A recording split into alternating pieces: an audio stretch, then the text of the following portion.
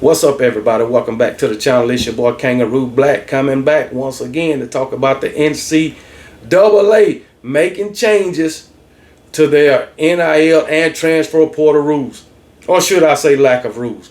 But I got this information on Sports Illustrated, so if you want to go check it out, you can go over there and check it out, read about it, whatever. But I want to talk about it. All right. I'm more concerned about the transfer portal than NIL, because NIL is going to be there, okay, just like the transfer portal. But I think the transfer portal hurts college sports more than NIL right now. That's just my opinion. But let's go ahead and get into the video. Like I said, I got this off Sports Illustrated. The NCAA has enabled schools to be more proactive and involved in NIL activities, in addition to changes to its transfer portal rules. As the NCAA Division I Council met yesterday, it adopted a rule that allows schools to assist student athletes in NIL opportunities, which include identifying and facilitating deals between student athletes and third parties. Now, I like that. I like getting the school involved. And when they say school, they talking about the program, whether it be football, basketball, baseball, softball, whatever the sport is. I think they talking about that program. All right, because the program, I think the coaches, the assistants, they will be the ones helping that student athlete in facilitating this deal or making a deal or whatever.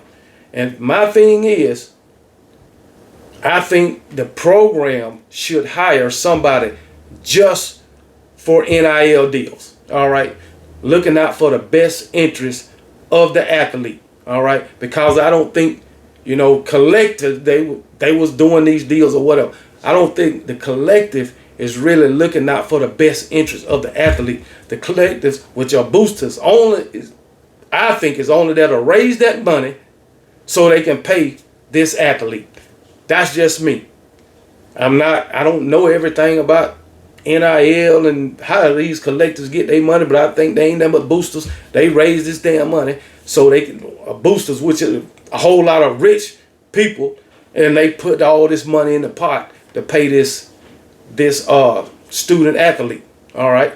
So, but anyway, but they never said nothing about offering deals before these student athletes get out of high school. They didn't put nothing about that in the article, so I don't know about that. But anyway, that's just my opinion. The program should hire somebody to facilitate these deals for these student athletes, being, hey, they so young, 18, 19, 20, so young, and they get millions of dollars. So I think they need some assistance in that regard. But anyway, now the student athlete is not obligated to take this assistance from the school, okay? But if they do, they still have the authority over the terms and the conditions of the deal. So that is good. The student athlete is still in control, even if they get assistance from whoever the school put in place or that program. All right. So that's a good thing. NIL came in effect in 2021. And like the article say, most activities were done through third party, which is collective. Now schools can be more involved and transparent with their student athletes' NIL ventures following the NCAA's new ruling that seeks to provide more framework and stability. And I think if you put somebody in place at every program, every school, it will bring some stability to NIL. All right, but when I say that, the football program should have a person in place. Baseball should have a different person. Softball should have a different person.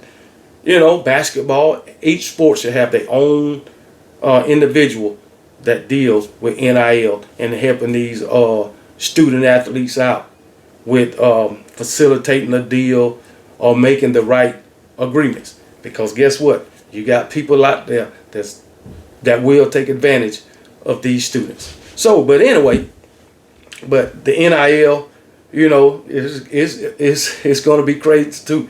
But I think these guys, because guess what? When it can help the transfer portal too, because guess what? If you got this program, I'm at a program making $5 million, and then this program come and say, hey, I'll give you $6 million. If I ain't got nobody representing me, I'm gonna go take that $6 million. But if I got somebody represent me, hey, they can go back to the boosters or collectors and say, hey, this school offered him $6 million when y'all only giving him $5 million. How about y'all bump that up to $7 million? Now it's a bidding war, and guess what? That's in the best interest of the student athlete. Now the student athlete ain't the one paying this person that's representing him. The school is. That's the best part about it. So, hey, the student athlete ain't losing nothing. He's gaining everything. But hey, like we all saying, college sports is becoming more and more like professional sports. That's how it's going to be. But anyway, let's move on to the transfer portal rules. The Division I Council also adopted a new rule that permits student athletes unlimited transfers if they meet academic standards. The previous transfer rule stated that the student athlete were granted immediate eligibility after their first transfer, but would have to sit out a year after the second transfer. Those rules were adopted in 2021, a few months before the NCAA removed its restriction from blocking student athletes from profiting off their name, image, and likeness. The transfer portal window will remain in place, and players will not be able to play for two different schools within the same season. At least that's good. You can't play for two different schools in the same season. Who transfers in after the season started anyway? Mostly it's when the season ended. But anyway, the current NIL regulations, along with the updated transfer portal rules, will surely shift the landscape of college football. And that is true. That is true. There has already been an increase of player movement over the past few years, which has led some to assert that college sports are becoming more and more like professional sports, in which they are. And when they say, you know, unlimited transfer rule, seems like that already been a thing. Because if you take JT Daniels, he transferred like 4 times. That's one of them off the top of my head. But it's been more. Okay? I mean, you get these guys that transfer, that come into a program and now they are transferring after the freshman year. Knowing your freshman year, you got to come in and learn unless you just that good, like a Caleb Downs, somebody like that. But if you ain't one of those, yes, you got to come in and you got to sit and you got to wait your turn. But these guys, they impatient with these transfer portal rules. If you want to play right away, you should have went somewhere like an Austin P or somebody, and you probably wouldn't even played your freshman year there. So, hey, it is what it is. You got guys in that program that has already established themselves, and you think you just going to come in and play. That's bullshit. But these guys are impatient, so they go somewhere else. And if they can't get on the field right away, they'll go somewhere else. Some of them do get on the field, and they still damn transfer, which is crazy. In my opinion, I don't think you should be able to transfer but one time. That's it. That is it. But with these NIL rules and transfer portal rules, money is involved. They're getting paid now. So, hey, everybody is out for themselves, I guess. That's just the way it is, because that's how it is in the real world. So, hey, you can't blame the student athlete. You got to blame the system. That's just how it is. Blame the damn system. So, hey, it is what it is, baby. It is what it is. But the NCAA, they trying to change some stuff up, but it ain't in the best interest of the sport, in my opinion, or college sports as a whole. So, I don't know what else to say. Give me your opinion on it, and let me know what you think. But I'm more afraid of the transfer portal rules than NIL, because I like the fact that the student athletes are getting paid.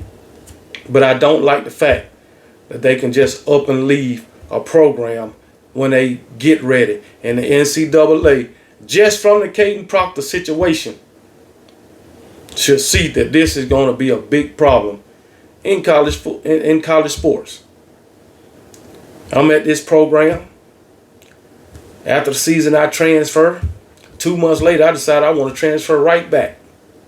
So, like this, they say you can't play for 2 teams in the same season. Well, in the off season, you can transfer as many times as you want. I'll just put it that way. As many times as you want. Off season, you can transfer every damn semester. But hey, it is what it is. Hey, this program offered me some money, I'm gonna go over there.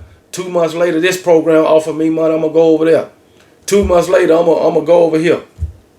All right, because guess what? Far as football, it's only like 4 months. September, October, November, December, national championship in January. Okay, 5 months. You still got 6, 7, 8 months to play with. So just to go from here to there.